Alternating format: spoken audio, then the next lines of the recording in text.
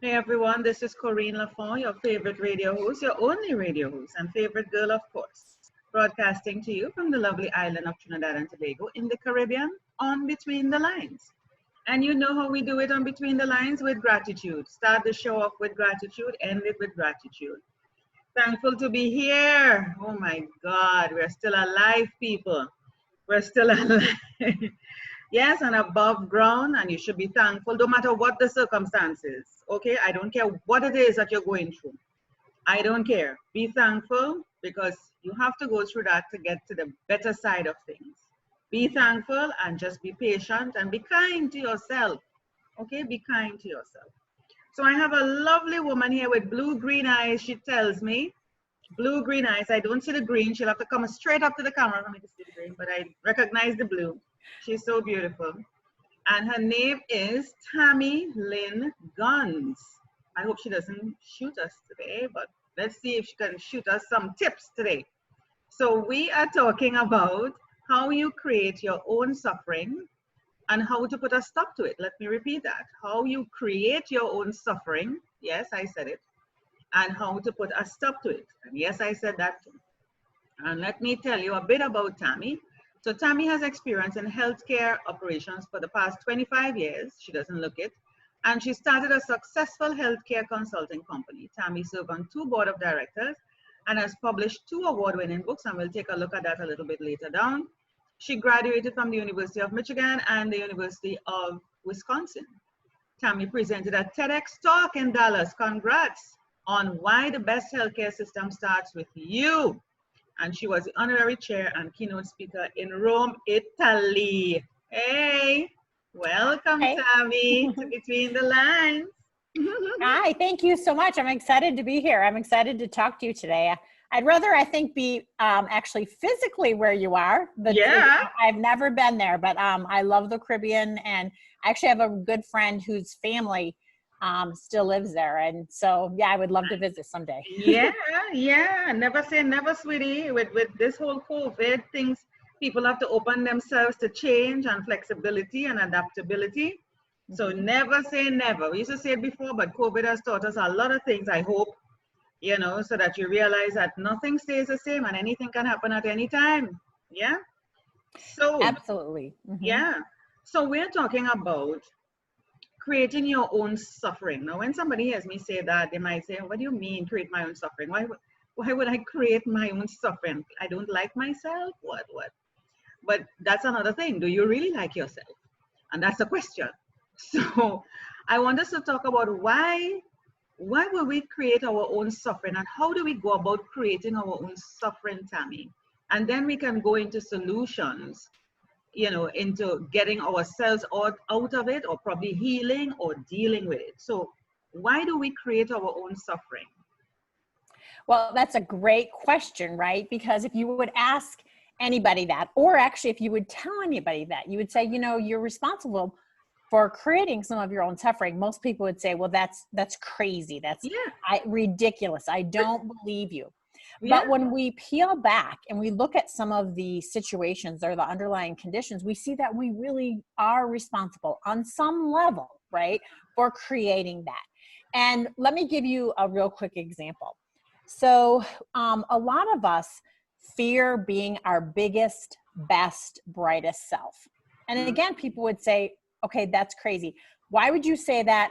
I don't like my circumstances. Of course I would like success. Of course I would like to be my biggest, best, brightest self. And here's the thing, in order to do that, in order to go into your biggest, best, brightest self, it requires you to actually go beyond where you are today. And so to go where you are beyond today, it means going into the unknown. Wow. And a lot of us won't go into the unknown because unknown literally is that we don't know what it is. And so we fear it. So a lot of times fear will keep us in a captive state of inaction. And we actually will not live our best life based on our own parameters that we put into place because we fear going to a place that we don't know about. Yeah, because unknown is, I don't know. I know this, but I don't know that. And what if it's worse than this? But then what if it's better? Don't you ask yourself that? I'm like, What if it's better? But we have been programmed, Tammy, to believe that things would always be worse when you don't know. But there is a possibility, it's a 50-50 chance that it could be better. As a matter of fact, it could be more than 50% better. It could be 90% better or 100% better than where you are now. And it's because you are just comfortable where you are that you're just not willing to move forward. And you know, we're talking about suffering, creating your own suffering. If I'm comfortable where I am, that's not suffering, Tammy. I'm good. I'm good. Well, so that's, you know, you bring up a good point. First of all, I believe it's more than 50%. And when there's a lot of examples that you look at where people will be even like I'm sure you can think of examples of either people, you know, or relatives or friends that they're in like not the best job for them. They complain about their job, or maybe they're in a relationship that's not the best, but they continue to stay in that situation because they'd rather be, you know the devil that they know versus the devil that they don't know, right? And so again, that points back to the fact that we're afraid to make those changes. Or, you know, I could give you an example. I know many women who will stay in less than optimal relationships, but they're like, oh, but you know, I live with this guy either through marriage or cohabitation, and he helps pay the bills, or I've got young kids. What am I going to do? And so again, here's the thing. In the short run, if you're in a situation that's not ideal, you can start to pivot and make decisions that can bring you onto a better path. But if someone 10 years from now is in that same miserable job or same miserable relationship, now that's on them for not actually taking proper steps to make change. So I'm not saying like if you're in a less than optimal relationship, you know, you should move out right now, because yes, I mean, there is legitimate reasons to say I need to help with my rent, or I need help with paying for food or childcare.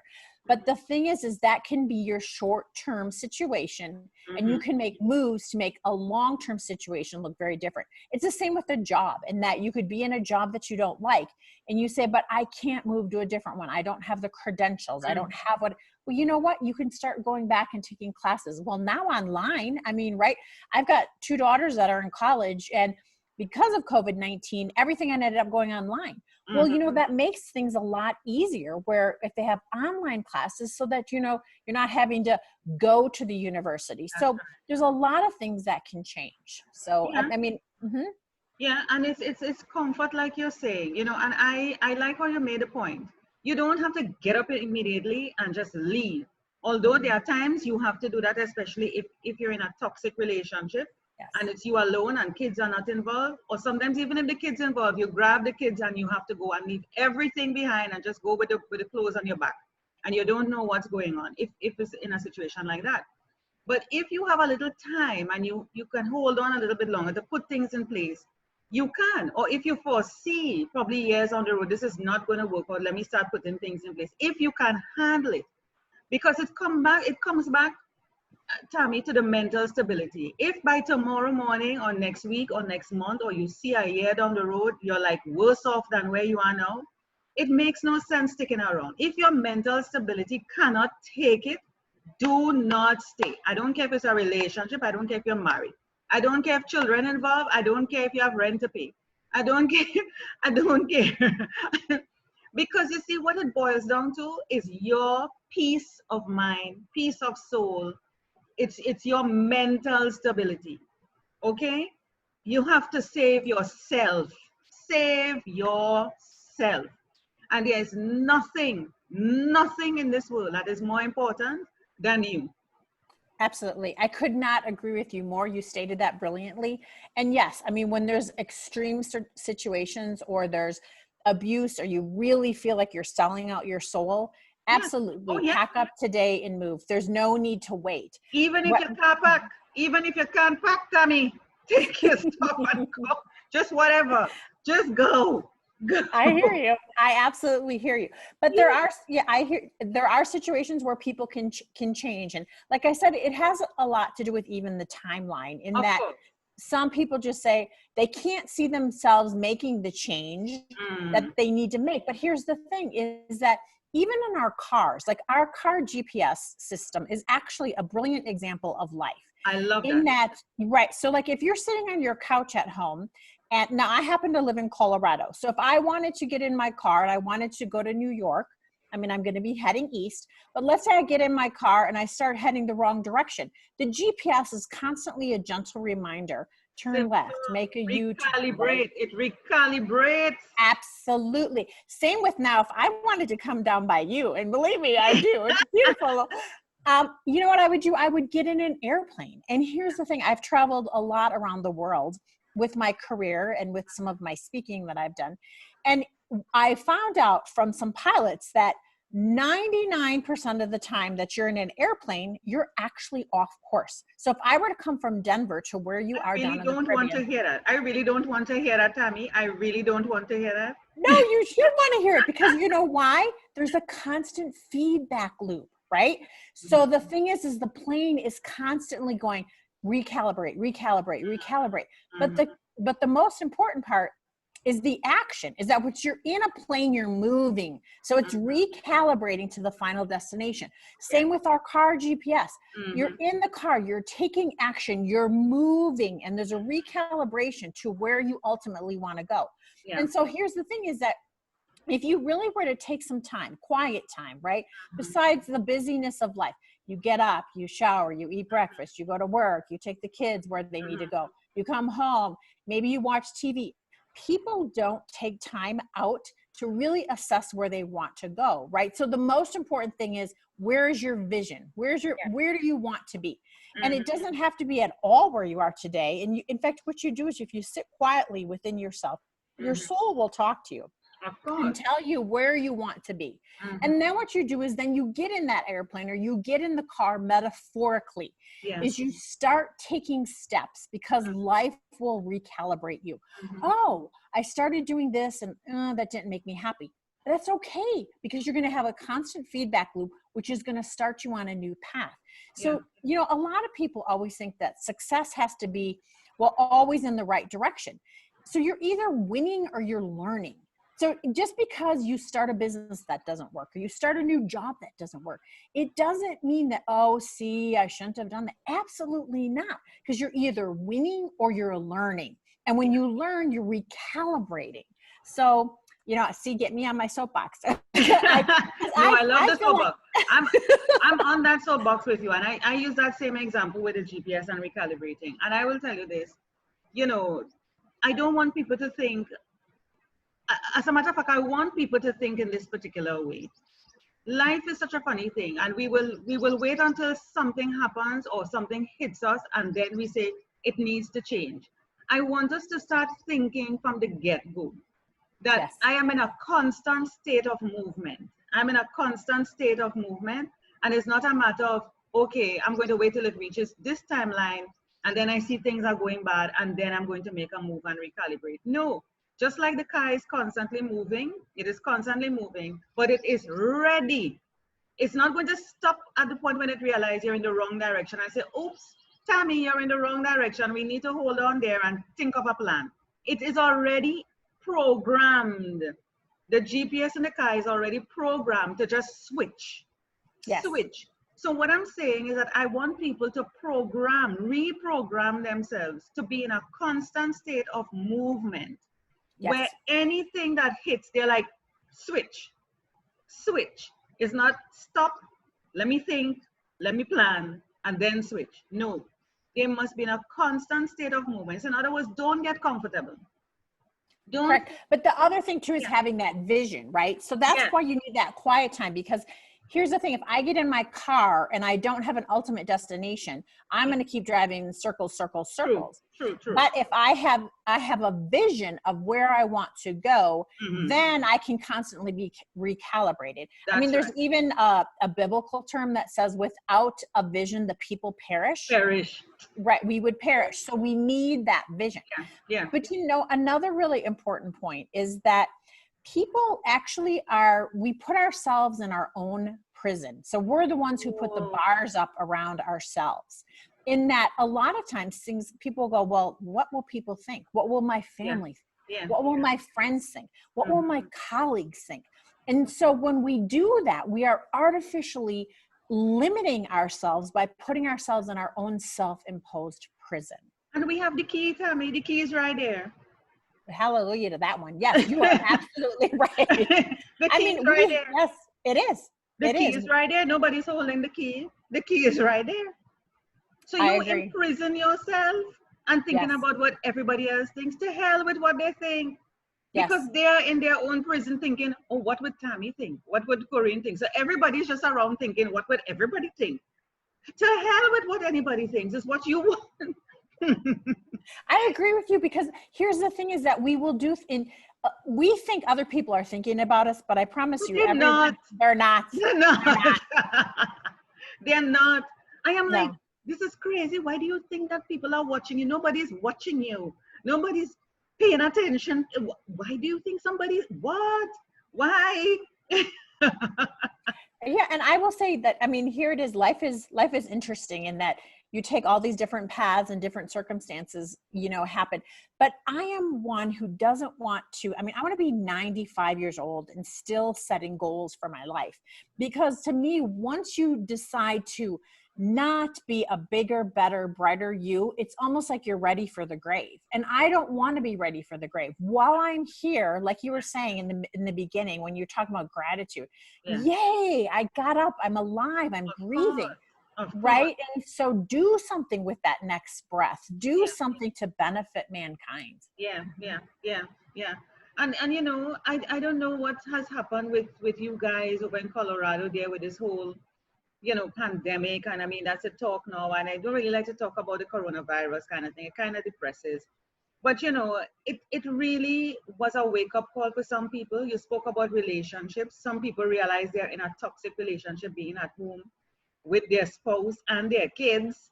Things that were latent rose up from the dead, and it became very blatant and in front of them that they had to deal with, and they realized, oh my God, I can't stay with this anymore. I can't deal with this. Even the job, how they were treated, because some people were let go from their job. Some people, they told them, okay, come to work 2-3 days, and next thing you know is like, no, don't bother to come to work again. The whole the whole transition really rocked people, jobs, economy, everything.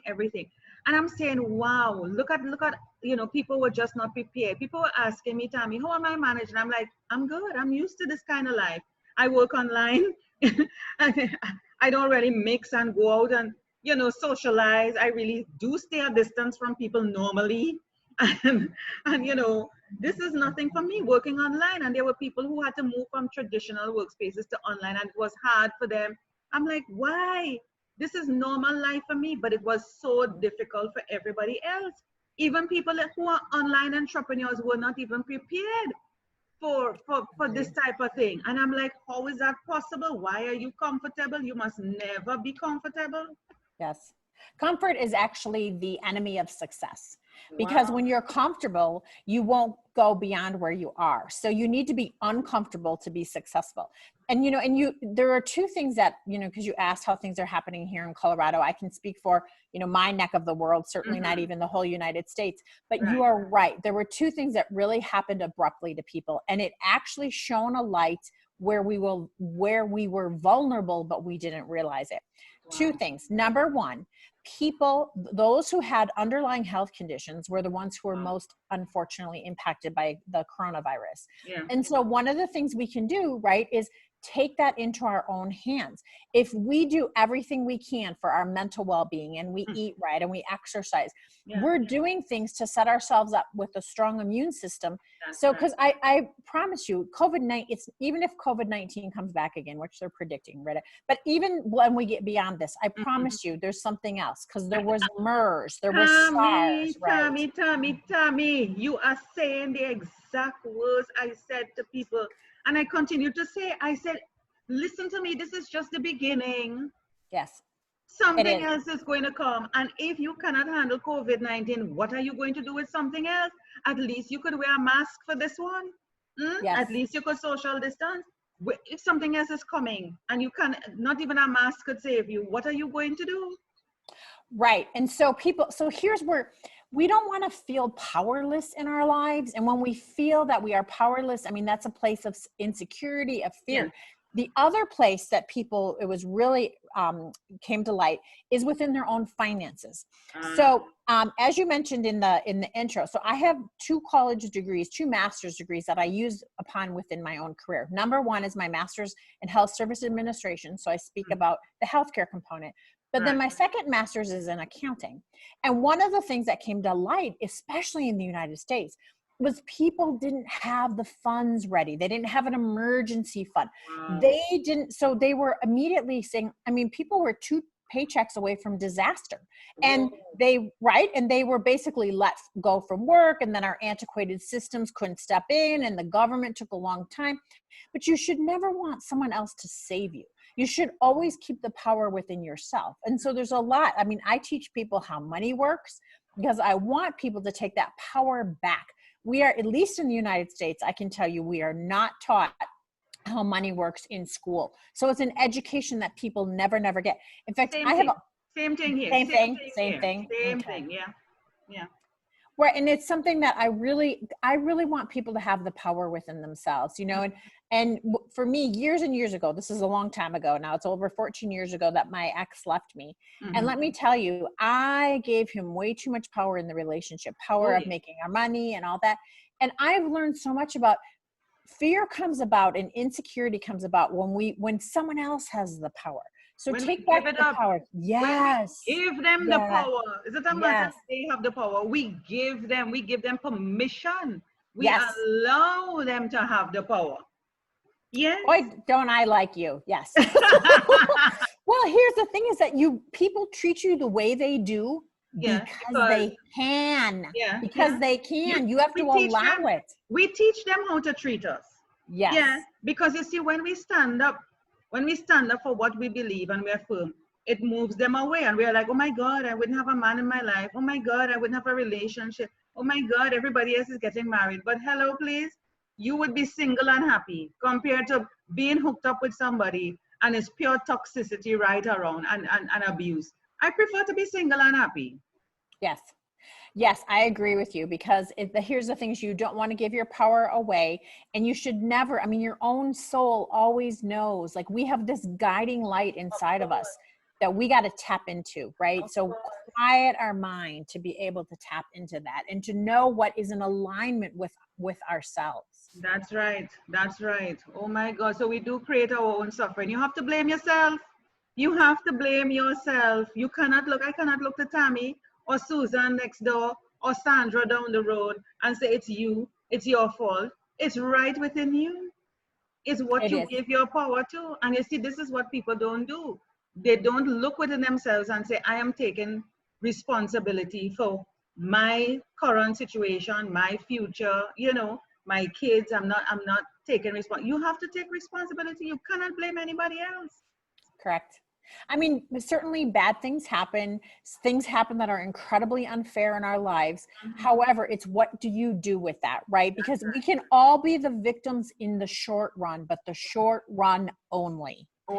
Yeah. Only in the short run. But if you're still playing victim mentality of something that happened to you, 5 years ago, 10 years ago, oh, this happened when I was a child.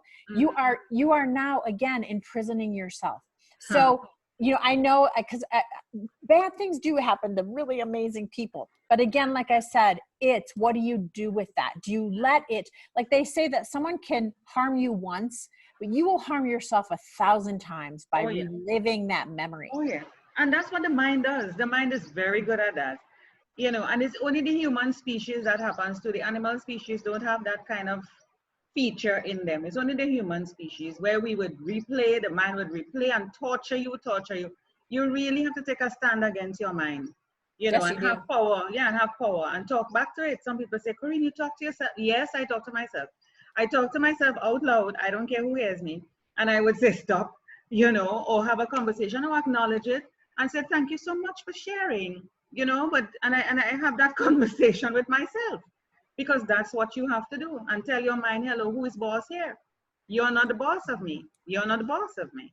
Yes, Yeah. brilliantly stated. Because I mean, I think that's awesome that you talk to yourself out loud. But who are we kidding? Who are we kidding? We talk to ourselves constantly in our heads. We Yeah. are constantly talking to Constantly. ourselves. Yeah. And, Yeah. and I promise you, I always say that if the voice inside of my head were instead someone sitting on the couch and talking to me the way I can sometimes talk to me, I would tell that person to abruptly get up, walk out the door, and never speak to me again, right? Of course. So Of course. we can be our own worst enemy. So Enemies. Yeah. yes. And that's So why we good say for you you. create your own suffering. I have no problem talking to myself out loud, in public, private, I don't care where it is.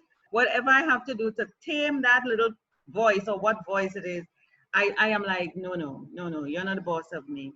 So people, you create your own suffering. It is right. You create your own suffering, and we suggested some solutions in which you can, get over that. And the main thing is really taking back power and taking back control, and stop giving permission and allowing people to take the control over you, or make you feel like you're supposed to be submissive and you don't have a voice, you don't have a mind, you're just like a walking machine where they press a button and you just do things. No, it doesn't work like that. Oh my word, Tammy, we could talk like this for the rest of the day. Tammy, I want to hop across to your website. Remind me, what is your website again? Sure. It's www, and it's literally my name. It's TammyLynnGuns.com. And people can reach me too at my email as well, which is just my name. It's TammyLynnGuns@gmail.com. All right, 1 second. I'm bringing this thing up. TammyLynnGuns.com, and I got it. Hold on. Let me share the screen. Where are you, Tammy? There you are. Tammy Speaks. Yes. No, her name has not turned to Tammy Speaks. That's just the website. Tammy Lynn Guns. And you can book an appointment here. Where can we see your books, Tammy? Tell me. Sure. Well, so my books are available on Amazon, and people are also welcome to, because I love to be able to help people.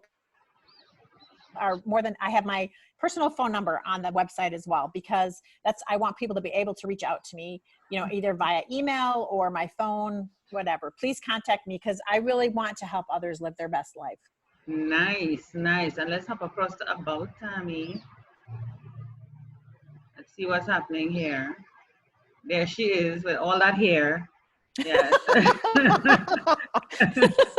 all that hair. Okay. That's the first thing you notice, the hair. And you can book an appointment with her. Yes. Right. And yeah, and if you go to Amazon, of course, you can check her out. Let's just hop across quickly to Amazon.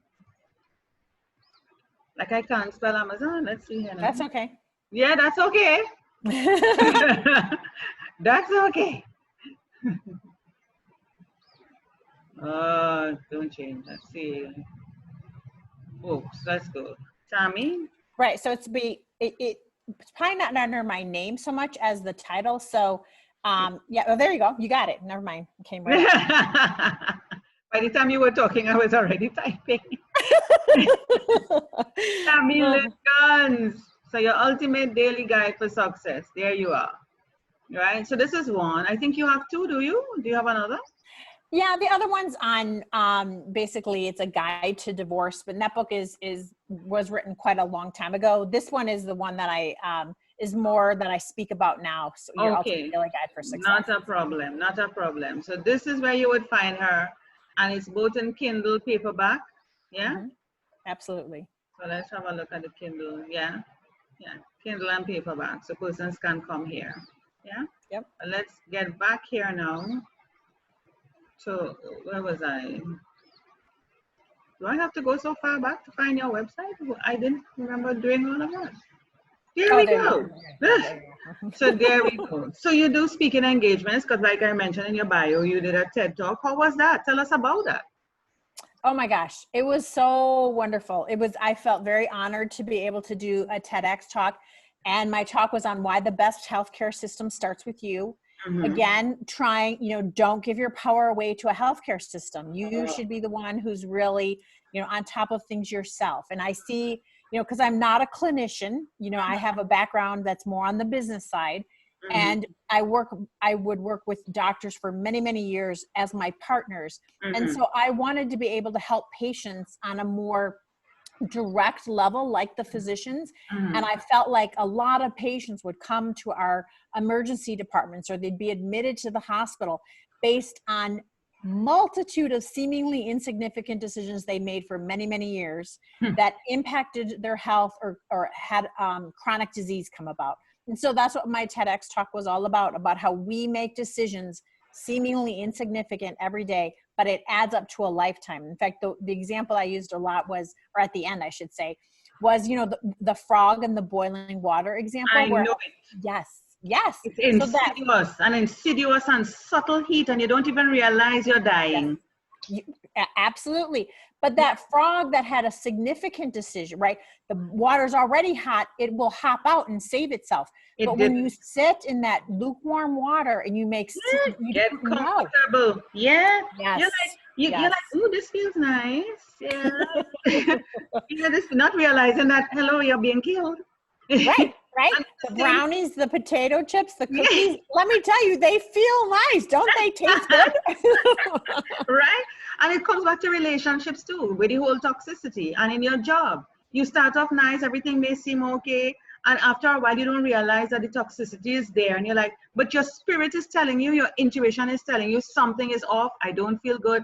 You might notice that you're more upset. You're biting people when you get at home. You have a short fuse, little things. And you're like, no, I never used to be like this. I never used to be losing sleep. I used to sleep better. I wasn't going to my doctor so often. I wasn't feeling so stressed. What is happening? You start, it's the little things that start building slowly. So we are all like frogs in that water. And the heat is being turned up little by little, and you don't even know that you're dying. Right. And it's the same with our finances, because that's why people think, well, why do you speak about health and finances? They seem like they're almost polar opposites. Yeah. But I promise you they're not, because it's the same thing with, the small spending we do every day. Oh, it just seems like one coffee, one latte, one going out for dinner or whatever. And not that you shouldn't go out and have fun. I'm not saying you shouldn't have balance in your life. But again, there's a bunch of multitude I can find when I work with my clients. I can easily find hundreds, if not thousands sometimes, but at least hundreds of dollars that they spend every single month that they could be investing instead. Yeah. And it's those small decisions that we make. Yeah. And even with time, people say, I don't have the time. I'm like, really? If I were to sit with you and audit your time, you would realize you're wasting a lot of time. Yes. And you do have the time. So stop complaining. I don't have the time. I don't have it. Really? Don't make me get into you and sit you down, and you will see how much time you have. And wasting. Let's start with the phone. Let's not even go there. I will end the conversation there. The phone by itself is something that consumes your time. Really. Or TV. And the TV, I tell you, I didn't even want to go beyond the phone, Tammy. The phone by itself alone is what takes up your time. And then the TV, and we can talk about so many other things, because if you were to tell somebody, could you unplug from social media for the day? They would freak out. Could you unplug from your phone for the day? They would freak out. They might be able to do without the TV. Might. But the phone and social media, oh my. No. Absolutely. They can go down a rabbit hole, right? So you get on. In fact, most people, when they wake up in the morning, first of all, they have their phone by their bed at night, right? And the first thing they do is they check their email, and then they start down that rabbit hole, right? Whereas I don't do that. Like my phone is in my bedroom, which probably is not a good thing, but I use it to wake me up. But I will say I do not check my phone. The very first thing I do in the morning is I meditate, because I need to quiet my mind, and I need to set my intention for the day, and I need to be in a very good space. Good. That's right. And at night is the same thing. I use my phone to help me with meditation. I would turn it on a YouTube meditation, a guided meditation or something. So while I'm lying down, relaxing, meditating, I'm hearing it. And for all you know, I fall asleep and forget that the phone was even on. So that's what I do. But no, we have to learn to unplug and take some time to smell the coffee and the roses, Instead of buying the coffee. You That's can right. put that money into savings. That's right. Miss Healthcare and Finance. Miss Uh-huh. Healthcare and Finance. Tammy, oh my goodness, I had a wonderful conversation with you. Thank you so much for sharing your experience, as somebody who has been out there, who has lived a life. I want persons to see us as real. That's the reason why I do my show. I don't, people will ask me when they come in on my show, they want to set questions. I'm like, I don't do set questions, prepared questions. You come on and we talk, it's a conversation. It must be real and it must flow. That's what I want. And because that's how life is. It's not prepared, it's not set. It Yeah, just life is comes not, and life goes. is messy. That's Mhm. right. It just comes and goes. You need to learn to recalibrate. Yes, use the GPS of life, people. Use the GPS of life. Thank Mhm. you so much, Tammy. Any final words before you go? No, I just want to tell you how much I appreciate talking to you. This has been wonderful. I think you've got a great thing going here, and good for you to keep spreading the word here, because I'm grateful. Speaking again, circling back to the beginning, thank you for having me on this show and being able to share the message that I have. Yes, and it's been a pleasure having you. Tammy Lynn Guns on Between the Lines. Thank you.